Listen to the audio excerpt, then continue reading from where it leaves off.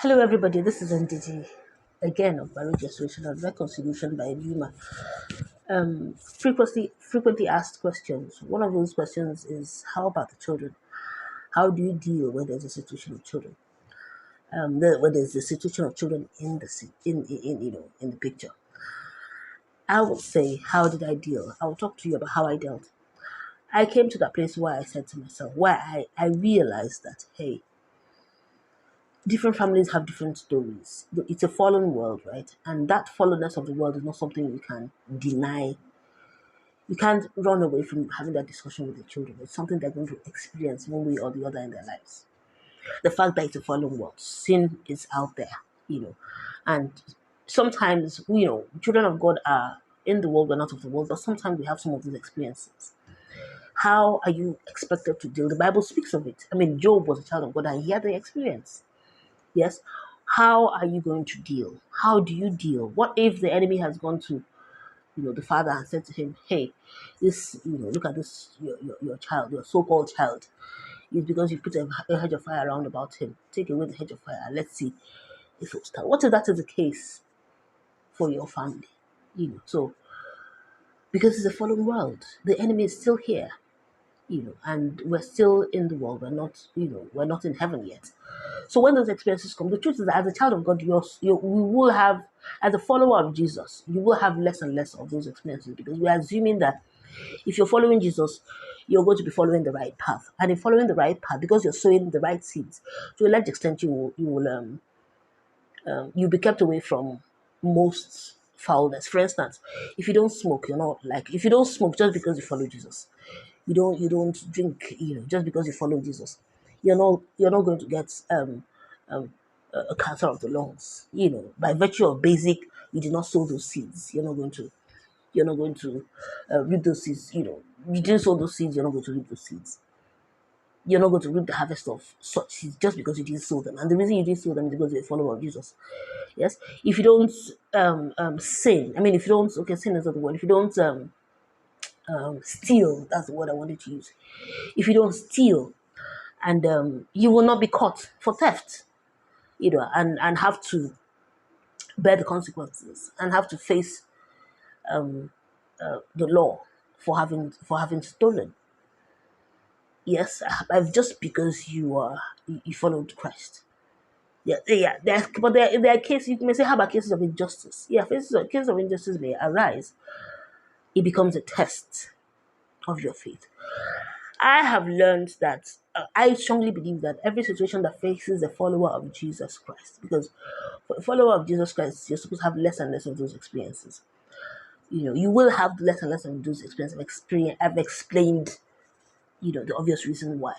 But if for any reason something rears its head, then you take the matter. How does the Bible say you should deal with those sort of things? Take the matter. I have learned that it has become an opportunity for me. It has become a time for me to draw closer to the Father. It's a call for me to draw closer to the Father, because He is the King of Kings, Lord of Lords. He is the maker, creator of heaven and earth.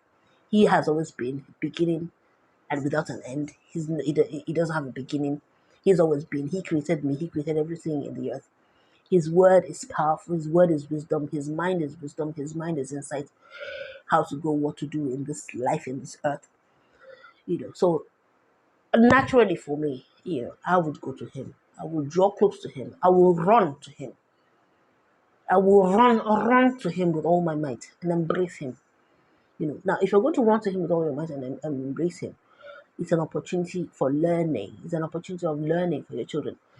You draw your children close and show them how to go about these sorts of situations of anomaly, situations, unfortunate situations when they rear their heads in their own lives, because they will experience those things. They will experience times when certain things, not like they don't have to experience the same thing, very same thing you're experiencing. They're not like they're not likely to experience this again after you've dealt with it, in the place of prayer.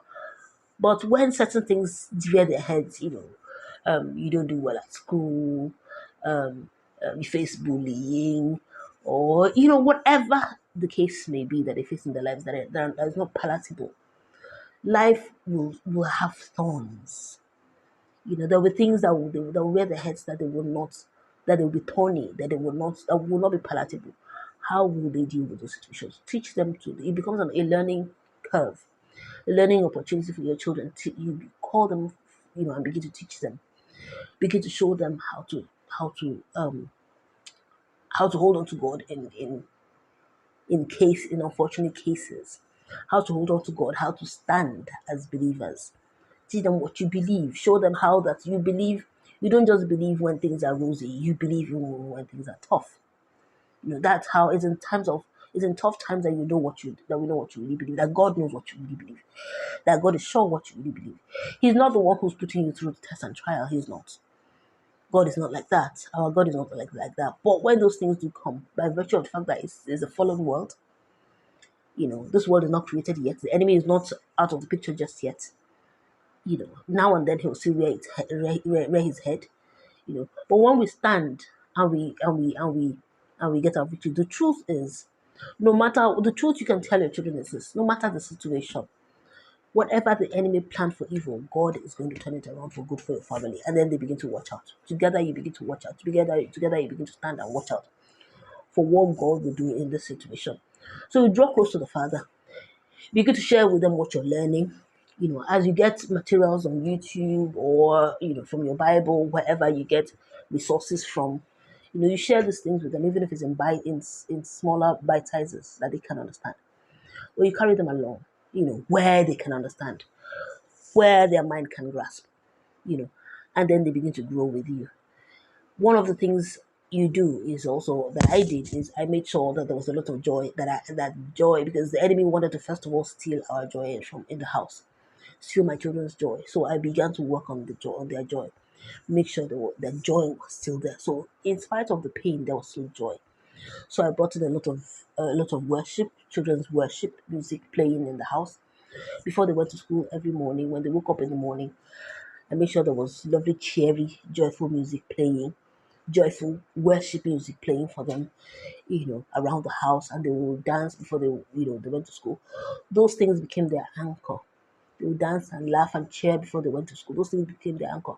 Even times when they started to cry, when they cried and they missed daddy, you know, we would, we would cry together, hold each other's hands, cry together, huddle up together, hug, cuddle up, and then play worship music. Begin to play worship music. We pray together, then play worship music. Sometimes, a lot of the time, more often than not, we play worship music all through the night. All through the night, and then stuff that was child friendly. I noticed that my kind of worship music, the adult worship music, not all of them minister to them as kids, so I had to resort to their sort of music, children's worship, especially when they needed it most. Those tough times when they missed daddy the most. So I'll play that sort of music, and going to school will be cheery. But I made sure that I impressed upon my home joy. I pressed joy upon my home. We would sing together. We would intentionally impress joy upon my home. I was able to take away, like death, where is your sting? I was able to take away that sting. The Lord took away that sting via our worship. Yeah, and by our worship. So that's one of the ways you deal. That's how you deal. That's how I dealt during my time, to the extent that has become today we're reconciled. My family is reconciled. We're also we're having a wonderful, beautiful time, much more beautiful than we ever imagined it, much more beautiful than it ever was, even way before our separation. Much more beautiful, tangible, lovely, what we share in our home.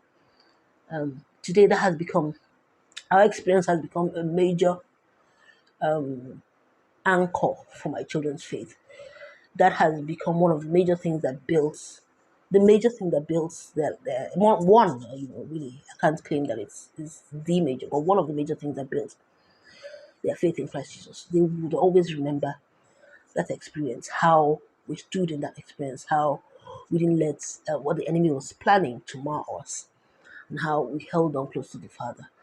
And today, the Lord has shown Himself faithful in very many ways. So That's how you deal when it comes to children. It's very crucial that you protect them, and then of course when it has to do with you have to also protect them so that there's no foulness around them. That's why sometimes in all that anger and all that angst between between spouses, if there's a separation situation, sometimes we will never advise of separation. We'll never say hey separate, but instead of being so upset and so angry and so fretful about the separation, maybe you should even thank the Lord in the situation of separation.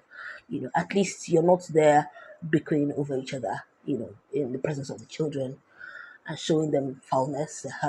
They're not seeing any of that. They're being protected from that bickering and all that. Maybe perhaps malice between the spouses. They don't have to witness all of that. So you know, so yeah, there's a preserving that is happening. So sometimes when certain things happen, you just never know. Maybe you know, it may just be God's way of helping you deal with the situation while you sort yourself out. Your spouse sorts themselves out where they are, and then by the time you come back together, in the presence of the children, it's a conducive relationship, conducive atmosphere for children. Yes, more like it. So that's my take on children. That's what I would ask that you do. That's what I would advise that you do when when it comes to your children in a standard situation. God bless.